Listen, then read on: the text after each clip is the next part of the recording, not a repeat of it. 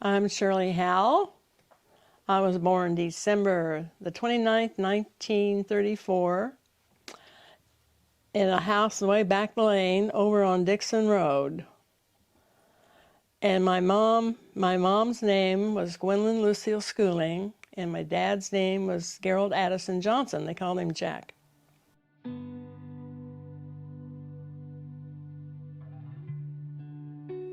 When I was about 5 years old, we moved in the Greentown area. My dad was a farmer, and he farmed for Leo Seagrave. And we lived there 2 years, and then his health got so bad that we had to sell, and we moved in with my grandparents for a year, and then he passed away. My dad was 32 years old when he died. Really didn't know what it was. He could have had diabetes. He had ulcers on his legs that never healed. He had gangrene in his feet. He could have had leukemia. He had the white corpuscles were eating up the red. And then they never did know what it was. So then my mom took us and we moved to southern Indiana with her folks. And we lived down there 3 years. Christmas in our life there, I can remember 2 Christmases. The first one, my mom had a Christmas cactus blooming, and I love flowers. And it was amazing to have that in the wintertime. And then she would wrap presents in red and green tissue paper. She let me put stickers on them. And then I remember, I don't know what time and I know they took us to Kokomo to see Santa Claus, and my gosh, that was magic to go in that. And it was so exciting because there was the red and green street lights or stop lights. There was the Salvation Army bells. I always got to put a penny in the kettle. And then on Christmas, I remember Mom said, yes, you can see if Santa Claus comes, but you got to go back to bed. And I did. We did. The second Christmas there was different. My dad his health had really gotten bad, and he had turned against me. And I knew that. I knew that. And that Christmas, I remember we got a little rocking chairs, my sister and me. And she had a little drum and I had a banjo. So my dad was sitting between us. We was playing, he was singing, and I was watching him like a hawk. I don't remember him blowing up at me, but he did.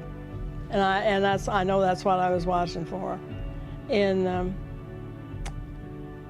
oh gosh, that was. So then that was our life there, because then we had to have a sale, and Daddy, we had this big white dog. My dog is Skippy, and Mom's cousin from southern Indiana had come up to help us get ready for the sale. So he grabbed me, and of course I screamed, and the dog knocked him down.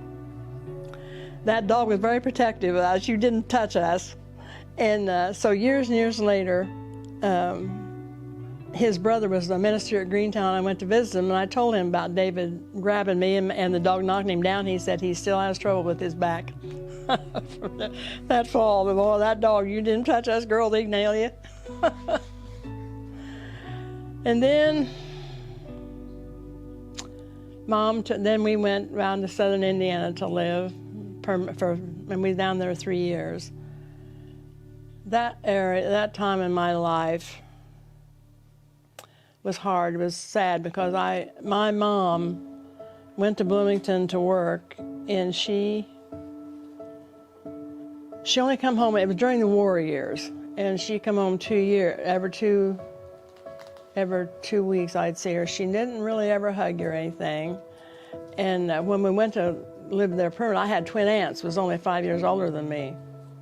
And whenever we went down there to live permanent after Daddy died, I'll tell you, that one, she was mean to me. And I was 8 years old, and I remember thinking, there is nobody in this world that loves me or cares for me, and I felt totally abandoned. That was a changer in my life. There was another one down there. I forget, I was 8 years old, 9, and I had done something. I'd done a good job of it. And I said something about it, and they said, well, no conceit in your family, we got it. Or no conceit in our family, you got it all. And I really thought it was wrong to think well of yourself. Those things changed me. And so then Mom come back up here, then brought us back up here, and we moved to Grandma's house south of Greentown. And then we moved into Greentown. We roomed with Owens's for a year, and then we moved into a little house where hydration station is. It was 3 rooms. It was just perfect for my mom and my sister and me, and I was so happy there. And then Mom got married, and we had to leave Greentown. I thought my heart would break. I thought my life would run forever. About 10 years later, I was back with 2 kids and a husband, been here for 63 years, so. Let's see. How I met Daryl. Well, it was kind of a long story. I was visiting my grandma when I was about 13. She had a party line. And the party line, and of course, you know, everybody listened on the party line. So she listened in, and the neighbor, her son had twin girls. I remember saying, oh, Lindsay Silcox has got twin girls. And at that same time, whenever I was at the door out, and this guy go past in this white Ford, and he had music horns on, played Mary Had a Little Lamb, and he'd toot at me. So I told Grandma, I said, who is that? And she said, well, it's Franny Carlisle. And I thought, now that can't be a married man. I know that's not. So 2 or 3 years pass. So Silcox has called me to babysit those twins. And she's telling me about this guy at Windfall, has this convertible. And we got over there, she went to town and came back and said, well, you got a date with him. And I thought, oh, crap. Well, that's how it started. And he was the guy that was tooting at me at my grandma's. That was 2 years before that. But that time, he had a 46 Ford convertible. And it used to have, now I never did see it, but he talked about, others talked about, he had something he'd done to it that when he would gun it, the flames would fly out the back. And so he did that, but I never did ever see it. He had taken it off time I didn't get to know him.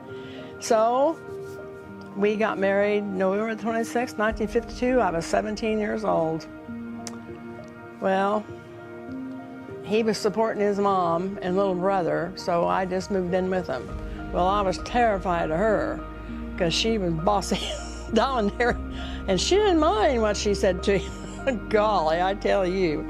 So I learned to keep my mouth shut and just don't say nothing.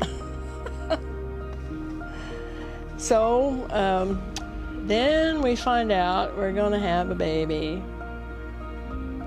So they only hear 1 heartbeat. So we go to the hospital to have 1 baby, and the next thing, and I can remember hearing the nurse say, the doctors are helping you, honey, the doctor's helping you, they put me to sleep. In those days, they put you to sleep. You didn't have to go through everything they do now. And then the next thing I heard was my mother saying, Shirley, you got twins. That was a shock. So they were born healthy. They were born a little early. They were born healthy, but oh my gosh, I tell you, we moved. Let's see, they was born in September, and in May. In May, we moved over to Kokomo on the Isaac Walton Road. Well, that house had lights, but had no water in the house. So here I had these babies and no conveniences at but that old drafty house. But I tell you, those kids had the croup. I was scared the first 5 years of their life, I think I was scared to death because Larry'd get the croup and we had to put him in the hospital. Terry'd get a high temperature and have convulsions. I'm telling you, I was scared to death. And then we bought this and built a house, and that's a whole other story too. We went, we kind of looked for something, but we didn't have no money, so nothing ever come up. But my grandma had died, and I had inherited $1,500, and I always wanted to keep it. But Grandpa wanted to spend it, and we had the most fights, but we still had half of it left. And in the paper, he saw the ad for this lot. It was $1,200. And we had enough to put half down, but we didn't have as much as he wanted, but he said we could have it. People offered him more later, but he said, no, we can have it. It had a new drill well on it, and we get $1,200 for the lot. So then we built this little house, and there's where we've been. Talk more about you and Grandpa dating and all that stuff. Well, there wasn't anything gross. It was usually double dating anyway, but now sometimes we would go park a little on the road and do a little smooching. We would do that sometimes. But now, see, you don't do that anymore. You might get shot. You know, back in them days, you did. Yeah, you sit and park. But I know one time we really had a fight. I forget what he'd done, and we just parked, and we was really having a fight. Well, the county sheriff was out patrolling, and he come stop, and he shined the light in his face. And he said, oh, I know him. That wasn't the one you was out with last night, and boy, I tell you, the fight was on. No smooching then. So, yeah. And he was a hot rod. He drove fast. He always did. But this convertible we had, he had, if I remember, I think he had like blue dotted taillights. And then up on the hood, he had a big bird, and the wings would light up. And of course, they were red. You know, yeah, Grandpa is in red. But he really never ever let you see the inside of him. He always said, he'd say, I'm just dumb. He wasn't dumb. We know now he was dyslexic because he was smart, because he could build anything, fix anything. And I was trying to think. But he worked, he started out, he worked at Chrysler when we got married. And then he was having some problems, so then he went to work for his uncle, Earl Robertson at Galveston, and he learned the carpenter trade. He was really a good builder. So that really helped. We built this house because he knew what he was doing. But Darryl, he was a tightwad. And he always kept me on the short end of the stick. Now, this is something I'm telling about him. So when I got my Social Security, I said, I can spend it, and you can't say a word. He said, I said, you can't say a word what I spend. He said, I can say it. And I said, you can, but I don't have to listen. So one time, I tell you what I did. I would order, he'd want me to order something out of Cali. He wouldn't give me the money. So I'd order it, and then I'd pay for it and make him pay me. So we had our ways. So one day he said something to him about it. I said, I got my lesson from you. And then once he said something about it, you know, and one day I said, you know, Darryl, I learned my lessons from you. And he said, you know, when I was wrong. And I don't think he ever admitted he's wrong in anything at any time, but he did. But he was a good grandpa. He loved his sons. He was so proud of the boys. And he was, you know, your grandkids. He loved your grandkids. He's really proud of you guys. He was, but he had a hard life too, because his dad died when he was 11 when his dad died. And I know, and then later on, he was a sole support of his mother. But one story they always tell, they were hungry, and him and his two brothers got their guns and went rabbit hunting. And they was, back then you had these old cars you could set on the fenders or around the headlights, you know, you could, you know, hang on, not like they are now. Well, when they got someplace, Verlin his one brother had a hold of the gun, and it fired. It blew out some of his hand here. Kenny had some places, and so did Darryl. So Dorothy took him up to the doctor, and he said, boys, you've done it this time. He said, you know, I have to report all gunshots. And they said, how many rabbits did you get? And they said 7. He said, I want 3 here in the morning. And they was never reported. Only in a little town 70, 80 years ago, you know, could you get done by that. They were well liked, I think, the boys in Windfall.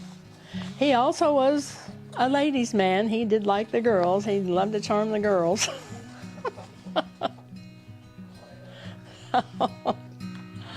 Let's see. Now, what else do you say? You say, oh, the golf cart story? Oh, the golf cart story. There you go. This get ready. Oh, dear. We had this golf cart. Love that golf cart. He went up to get gas, and I looked out, and here's some woman brought him home. The golf cart wouldn't work. So he wanted me to pull him. I hate that job with a passion.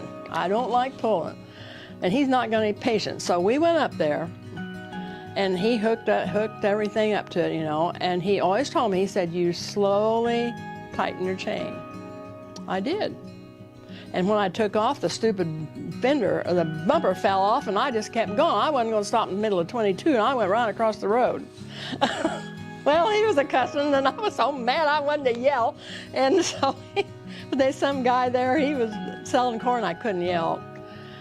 So anyway, he got me all hooked up, and I was pulling him. Well, Terry, he saw us go around the corner, and he thought, boy, this is good. So we finally got home. Well, now these kids had never seen me ever lose my temper. And boy, we was over at Daryl's mom's one night, and Brady was over there. And they said something about that, and I'm telling you, I hit the ceiling. I tell you, I was ranting and raving. Brady, never heard anything like it.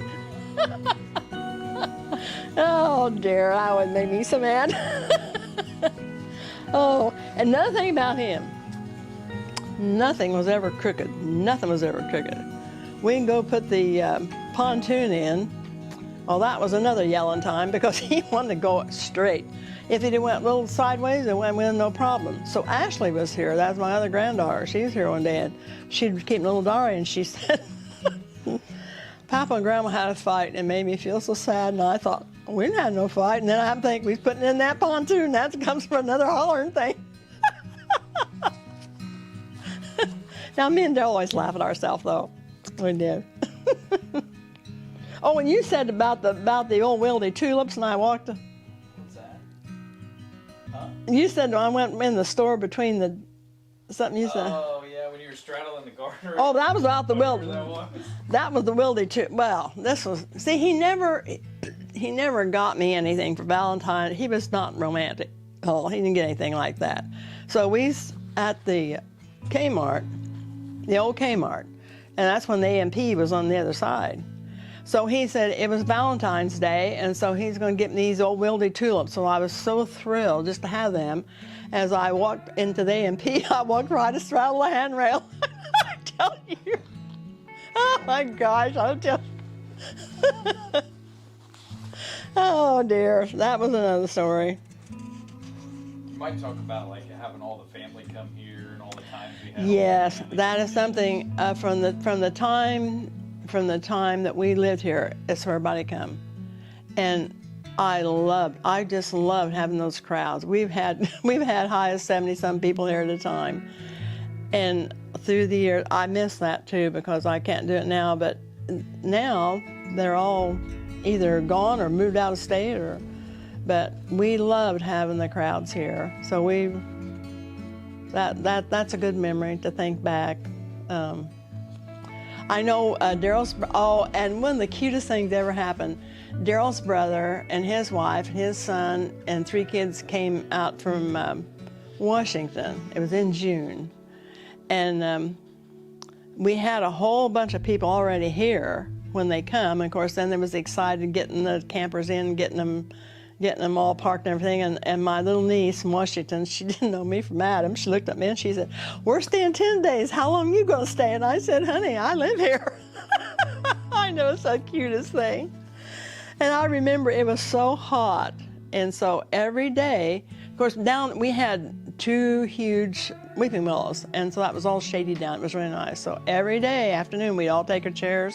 The kids would all get in the water.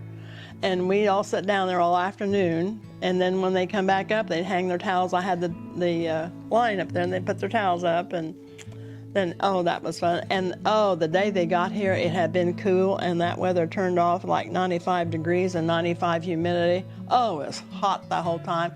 The day they left, a big storm come and they broke the spell, and it cooled off again. Oh, it was hot. But, oh, I tell you, I sure miss that. That was a lot of fun, wasn't it? What was your favorite memory of any of those times? Or what are some of them that stuck out? Well, I know I always had, we used to go to my aunt's, and then I started having it. So my aunt and her family, my sister and her family, every June, that was always a favorite time when they come. And then Daryl had a stepdad. We all loved him. He was so, and his kids. Daryl's mom had 4 kids, and she married Elmer, and he had 7 kids. And we all liked each other, or they all liked me and Daryl anyway, and we liked them. And so it was fun, and I think one of the nicest times, it was Elmer's birthday, and all the kids was here. And I had the house decorated for Christmas. That was one of the nicest. But I don't remember you kids were all being little. I don't know. That's something else. Christmas. That's my one happy memory of childhood. Christmas was always fun and always happy. But every Christmas, those kids, the grandkids, get lined up on the sofa there and take their picture. We've done that for years and years and years. And then I wanted something to make Christmas a little bit different here. And so I decided on having a treasure hunt. So the first Christmas, Brady was really little. And I was all in one room, but then after that, it was 5 clues for 5 kids spread all over this house. And then I don't know whether I should tell this about... Oh, no, you should. You should. About Brandon? Well, see, I'm not thinking how things sound. So the first clue to Brandon was, go find the snowman with the red balls. Grandma, I'm going to have therapy. Good grief, I didn't even think about it. About the time you hit that flagpole. Oh, yeah. Well, now, Daryl always backed out and didn't have any problem. But I backed up, and I hit something, and I couldn't see anything. What did I hit? I looked out, and I had scraped the back fender across the light pole. So when he come home, I sat there scraping the paint off. He really didn't say anything. But another time, I had backed, this is years, this is when Terry and Larry was home. I had backed the car out, and when I did, I took the handle off. So the kids, them little guys here, they went and drawed lines to that, hoping I'd really catch it, you know. So I beat them to the draw. I put on their football helmet. I got down behind the bar, because we had a bar there, not the island. And I said, "Don't you dare say anything." He didn't even know what was wrong. And then he didn't say anything. Golly, I was all prepared. You should tell some of the stories about the jokes that Dad and Uncle Larry play on you when they'd be floating upside down. Oh my gosh, these kids. The inner tubes. Oh, one time, they had the canoe. I looked out and heard the canoe come floating down. I went out, boys, you all right? They just thought that was hilarious, scared the life out of me. But I can't swim. And so I've always been, because that mean aunt of mine, the first time I was in the pool, she ducked me, and when you scream, the water got scared me, and now I'm done with water. But I didn't want the boys to be afraid of water, so I just tell them, I can't get you if you get in the water. And in the bathtub, I'd go in the bed, they'd be in the bathtub, and I have this much water, and they'd have their face in it. Oh, scare me to death. But once they learned to swim, I was okay, but I'm telling you, though, if something would happen to one of you grandkids, I would never got over it. So that was always a rule. Nobody down there unless there's a swimmer down there. Once they all learn to swim, I'm okay with it. But now, the boys, this is something about the boys now. I thought if I never wanted a lot of kids. I just, about 2 or 3. And I thought, if I have kids, I hope I can stay home with them, because my mom had to work, and she wasn't there. And so, and I never wanted them to ever grow up feeling like me, like they's worthless.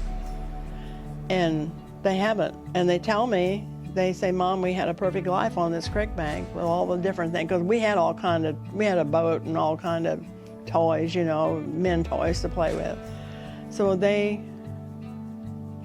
And so I feel like that's my proud accomplishment when I think the boys have turned out good. They never give us any problem. We've got 5 grandkids that are wonderful, and now we got all these great grands that are wonderful too. I feel like I'm leaving a good legacy behind me with all you kids. I know one time, a time was hard for us, he had went to work for Danny Molino in the boat store, and his bring home pay was $88. Oh, I don't care how much you make, it's what you bring home is what you live on. I tell you, that was really tough. 1 week we pay the house payment. 2nd week we'd buy groceries. The 3rd week we pay bills, and the next week we buy groceries. So that was a tough time. Well, he got on to Delco. And the first week he worked overtime, and I think his pay was $200. I never saw so much money in all my life. Golly, oh my goodness, but we still lived tight. So, but looking back, I think he was a tightwad. But on the other hand, he never got us into debt so far over our head that you couldn't get out. He didn't do that. He was really.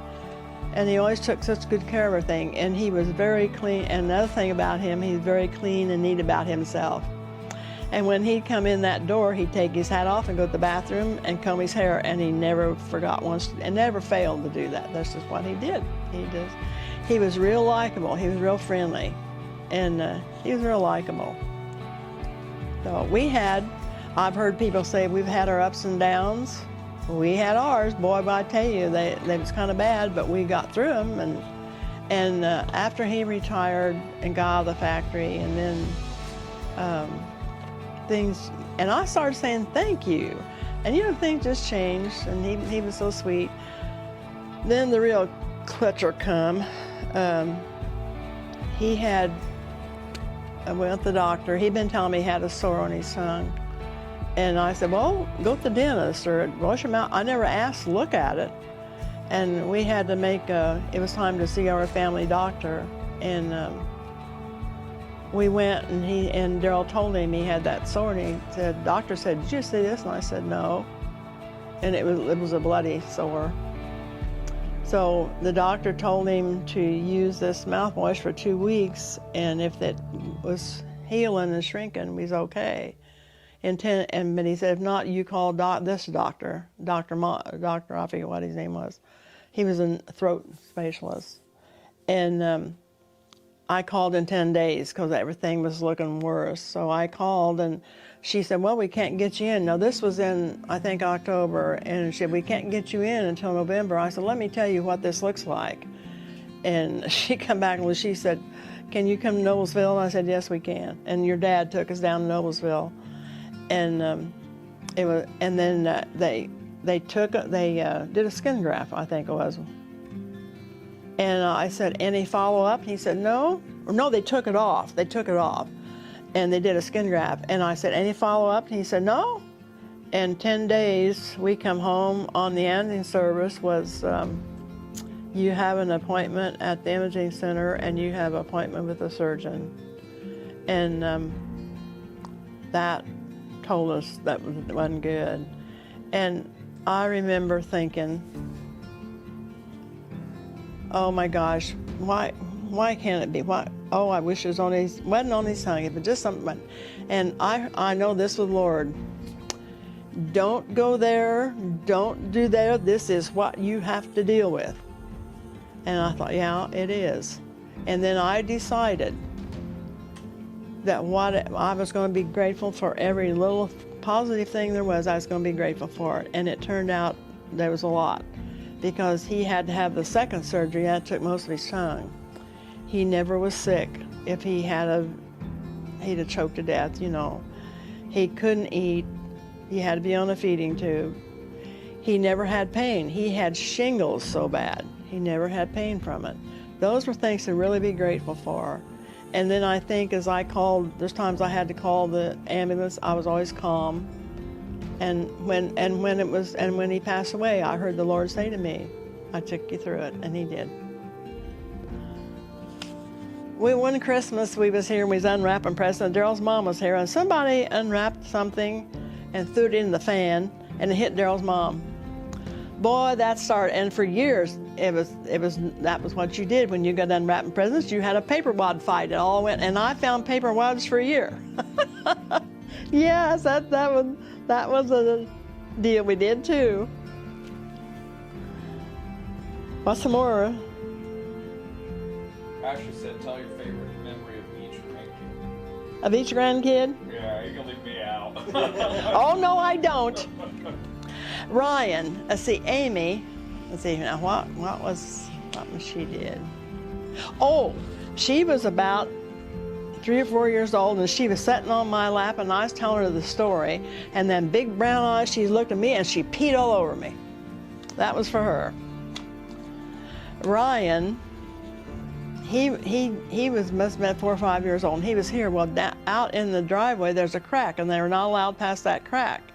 Well, he's heading toward the road, and I was after him. When I grabbed him, he said, I just gone to the cack. And then Brady, oh, Brady, he was here, and so many times we'd be doing something, and I'd have the oven going, be cooking. Well, it set off the smoke alarm. It hurt his ears. But one day I said, well, I'll put something in the microwave, and he went, no, woo, woo. He thought the microwave did it. Well, yeah, you might talk about how you always cook pizzas and burn them. Oh, yeah, I always cook stuff and burn. I always do that. They don't like my cookies, because when I think my cookies is done, my cookies is too far gone. I'm not a cookie baker. Oh, dear. What's some more? Ashley or Brandon? Ashley. Oh, I tell you, she was down there. We was down to the point, and she was probably about 3 or 4 years old, and she was pouring water down to a crawdad hole. Now, Grandma, pay attention to you. I'm trying to teach you something. See, Brandon. See, what was Brandon?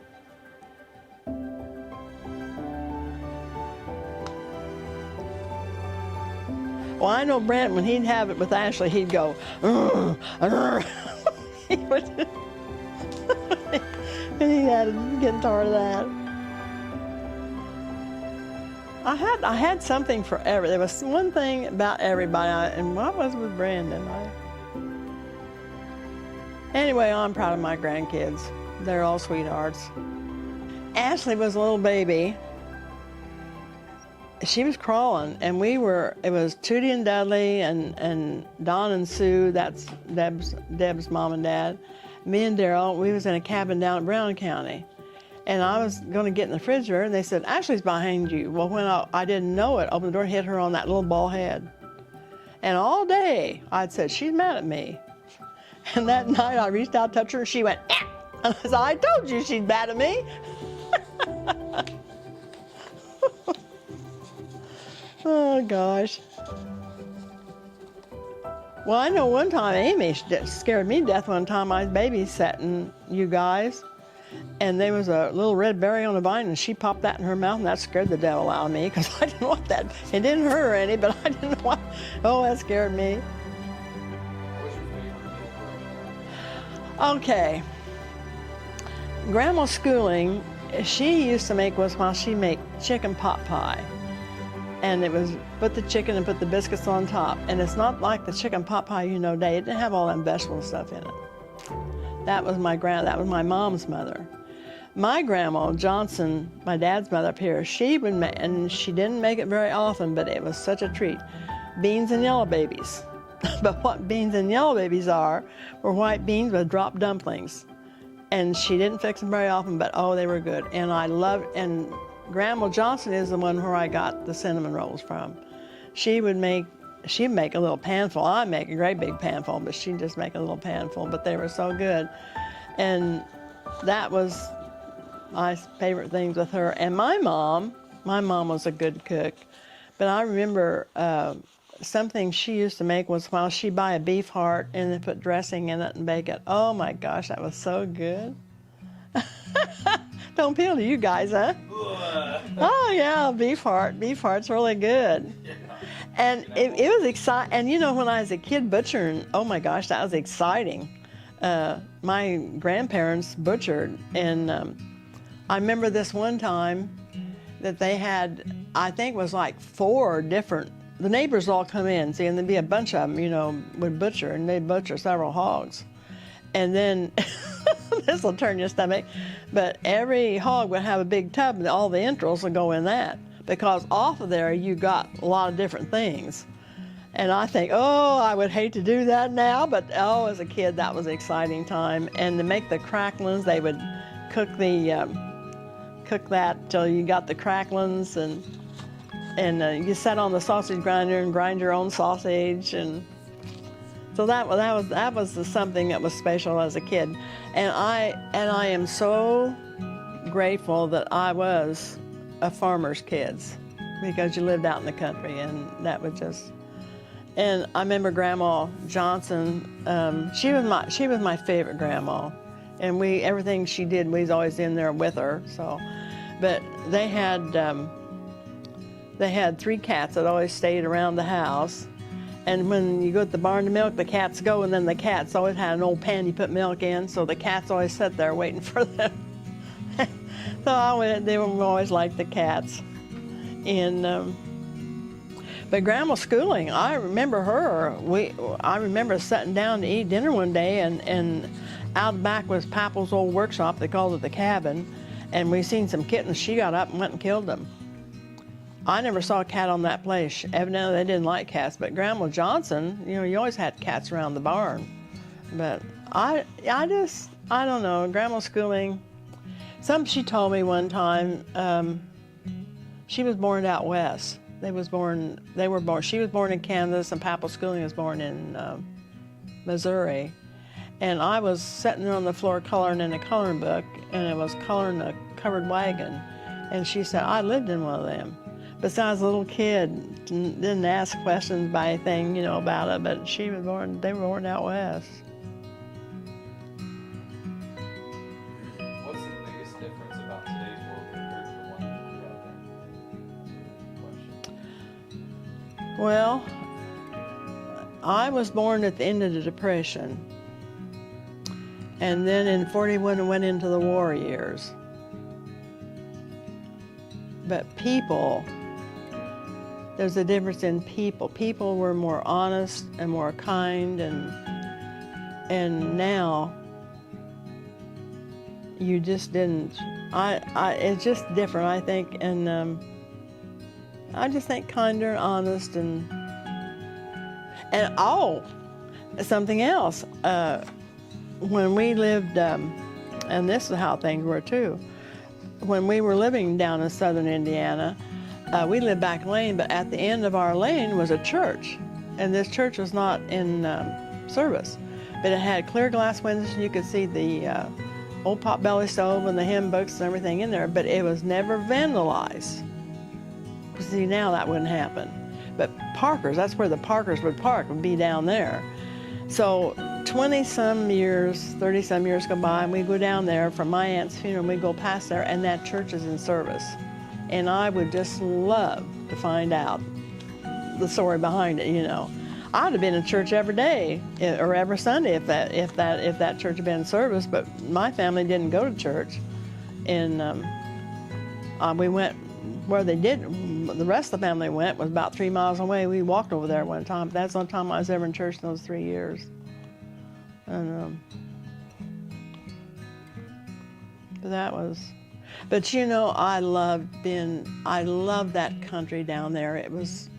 I liked the hills and the windy roads, and Grandma had right outside Grandma Schooling's kitchen door was this bush they called the butterfly bush, and that thing would just be loaded with butterflies in the summer. I loved that. That was so pretty.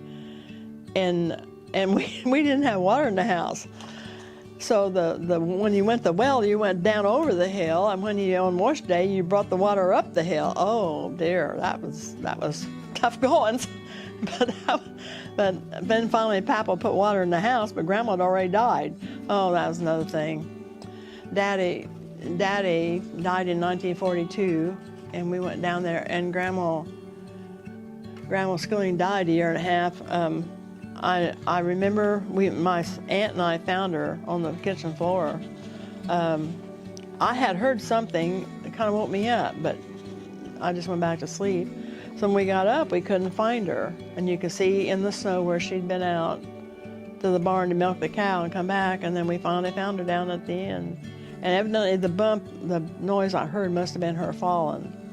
And I was terrified. They said, well, maybe if I'd just have gotten up, she was probably dead when she hit the floor, because her blood pressure was going like 400. I mean, it was really, really high.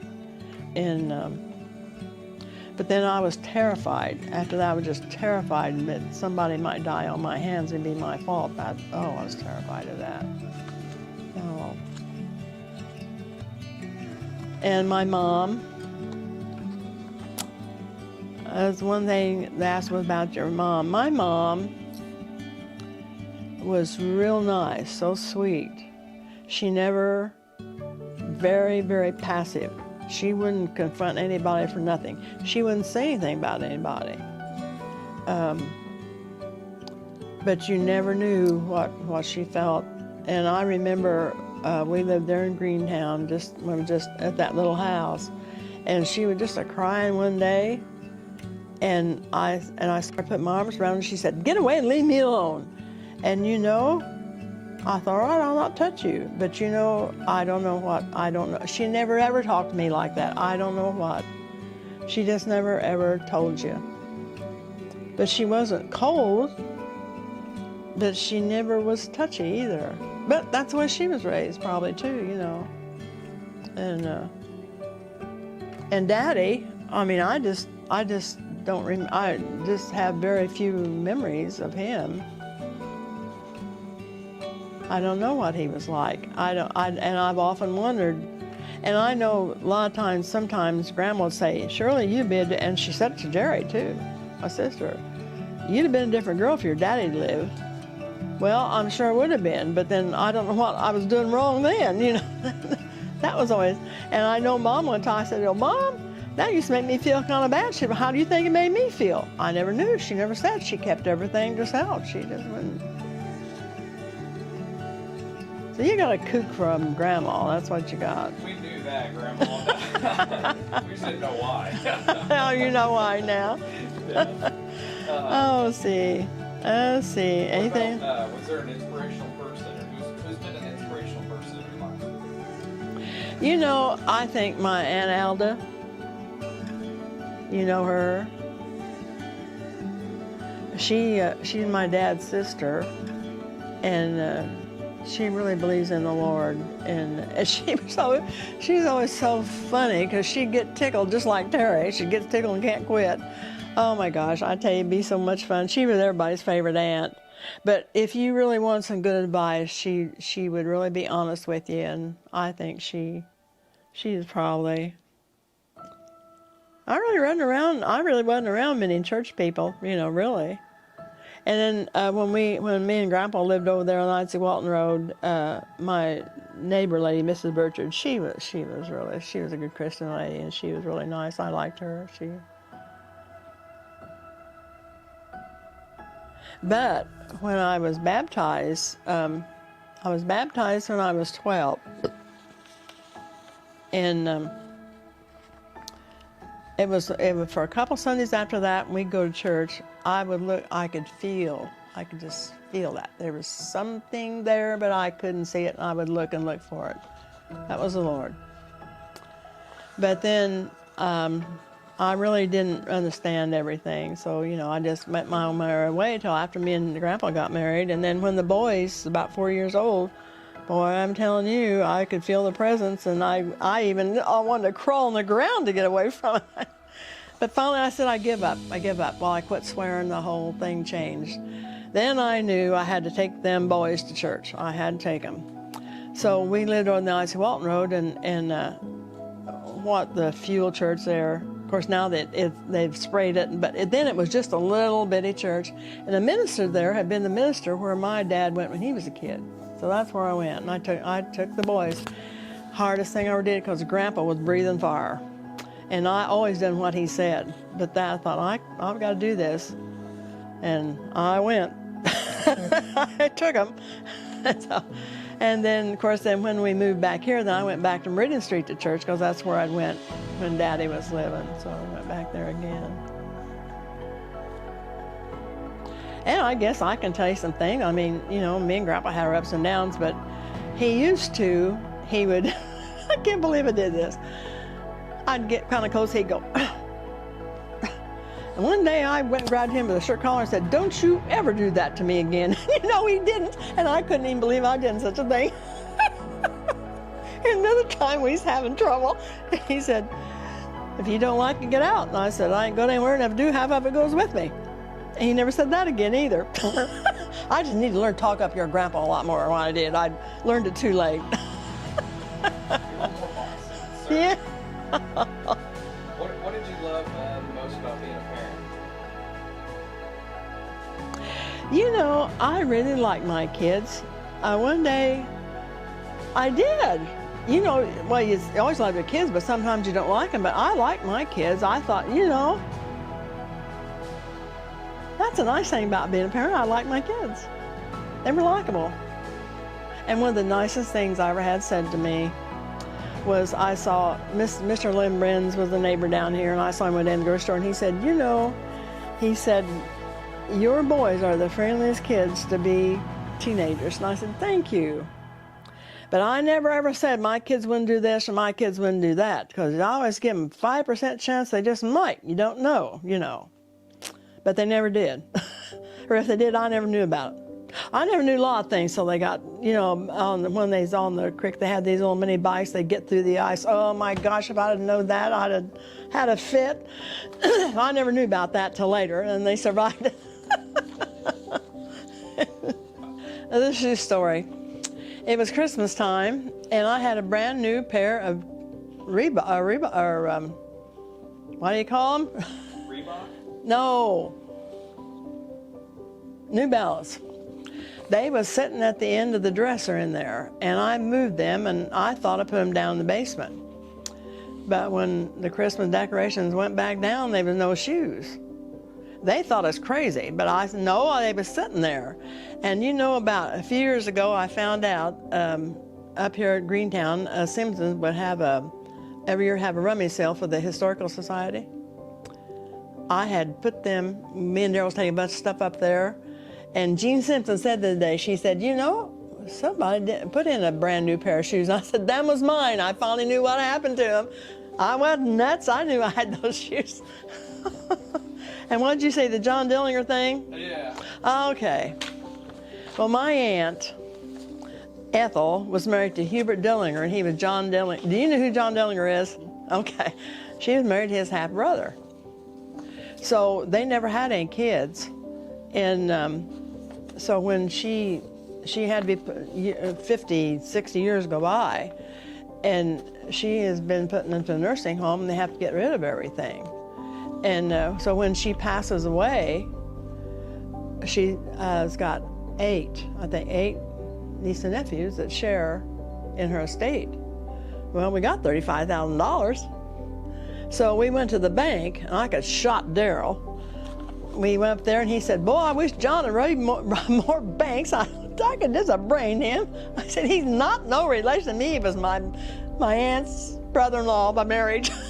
Gosh, I tell you, they still like teasing me about John Dillinger. Oh, golly. What was the other one?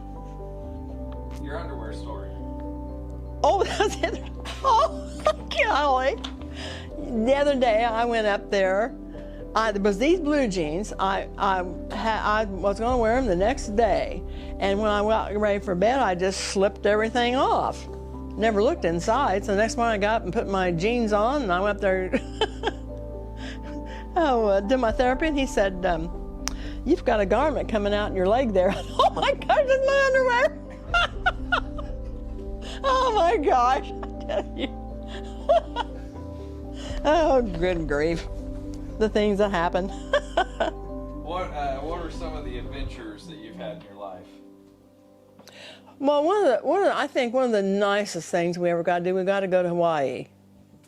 I never thought I'd ever be there, but we got to do that. We got to do that. And we went by his brother living out west, and see, we got to take a lot of trips out west. That's what I tell the boys, you know, we really didn't go very many times, but when we did, we took a nice one. We went west, so we always enjoyed that. And as far as adventuresome, I never was very adventuresome. Too chicken. And something here we like. We used to like to take the canoe and go up at 213 Bridge and canoe, come down. That was always fun, especially in the fall. It was so pretty. I like that. We had a pontoon. We liked doing that. We used to have supper on the pontoon. You remember that? And we did that. That was always a lot of fun. But it was just something right here. Oh. Can you think of any events that really shaped or impacted your life? Well, I talked about them. When I was a little girl, those things did. Yeah. But, I think back, I loved Greentown so much. I was so happy as a kid here that I got to come back, and I really believe that this place was a gift from God, that just how it worked out. It all worked out. I had the well, It was a gift from the Lord, and it truly was my heart's desire, and I got to live back here again, and so I want to stay here till I'm gone. Because I'd rather be in a condo in Greentown, but we've really had a good life on this creek bank with memories and all the things that we've done. It's just... What are you most proud of? What am I most... I think the boys, and then you kids, how well you've done, and then with the great-grands, how well you guys as parents are doing. That really, I'm very grateful for. Because when I see what messes other people's in, it just... I think that's what I'm most proud of. But I tell you, my mom, I must have worried. I think I was a brat. I must have worried. I went one time, wrote my mom a letter when I got all grown up and been through this with the Lord. I wrote her a letter and told her I was so sorry. And my sister, I used to be mean to my sister. My sister was younger than me, and I was mean. Well, down home, they was mean to me, but they wasn't mean to her. So I was mean to her. So I also had to ask her forgiveness too for being so mean. And so, in what ways do you feel like you've touched other people's lives? I have no clue. I have no clue. See, I never even know why people like me. Because as this little girl, feeling nobody loved me, that always kind of sticks with you. So I never know why anybody likes me. I guess they do, but you just tell me you do. We do, Grandma. So what brings you the greatest sense of comfort and peace in life?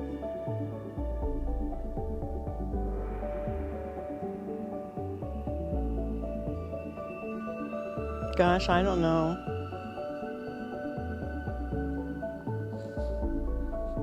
I think I am just so blessed with so many things. I think of this, and every morning I say, I think I've got my mind when I'm seeing people that's having really problems. I'm so grateful for that. And I got my home. I've got an income. I can buy my groceries and pay my bills. I've got a car. My old Buick is an '07, but it's running good. And they told me if I take good care of it, it'll last. I got my church, I got friends. I mean, I just got a lot to be grateful for, I think. But then I'm one of these kind, I get in a tizzy as soon as something gets up, I'm in a tizzy worrying about everything. I don't ever stay calm. Jerry says it'll work out, and I'm going, I don't know. So, yeah, I just think about how much I've got to be grateful for. And then I'm in America. That's another thing to be grateful for. She can get it worked out a little bit. I think we have a lot of fun with her. So, thinking about legacy, how would you like to be remembered? Or what do you want to be remembered for?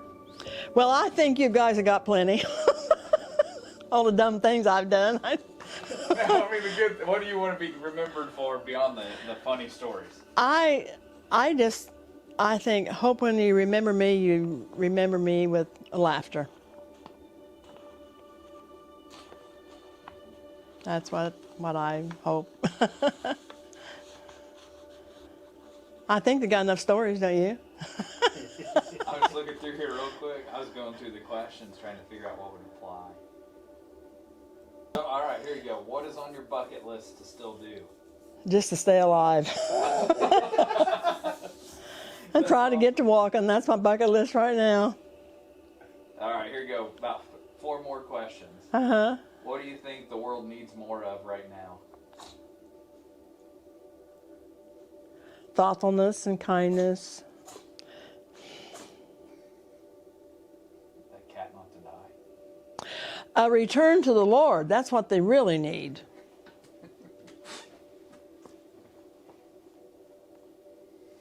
Because everybody's getting so far away from it. And the other day, oh my gosh, I tell you, it was awful how much the belief in God has come down. Oh my, they put that on TV the other day.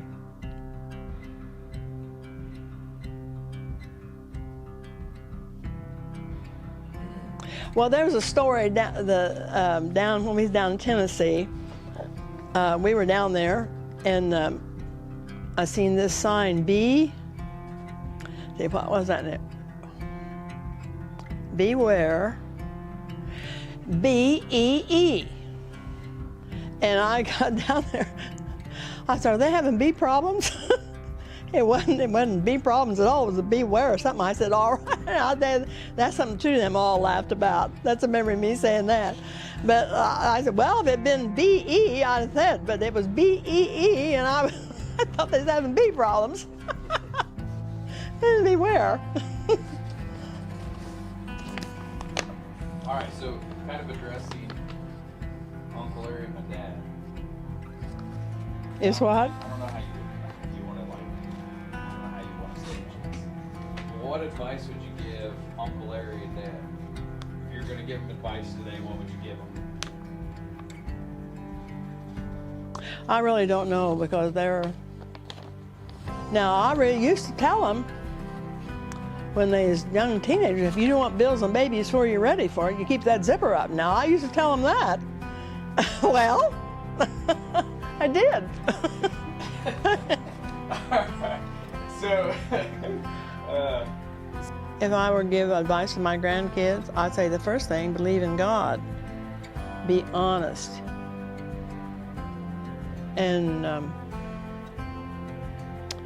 you know, some things look so much fun but it's such a trap that they avoid those things. Is there any other message that you want to share with your family? With who? With just all your family. Treat me kindly in my old age. And I'll probably live to be so old they'll be glad to get rid of me. That's what I figure.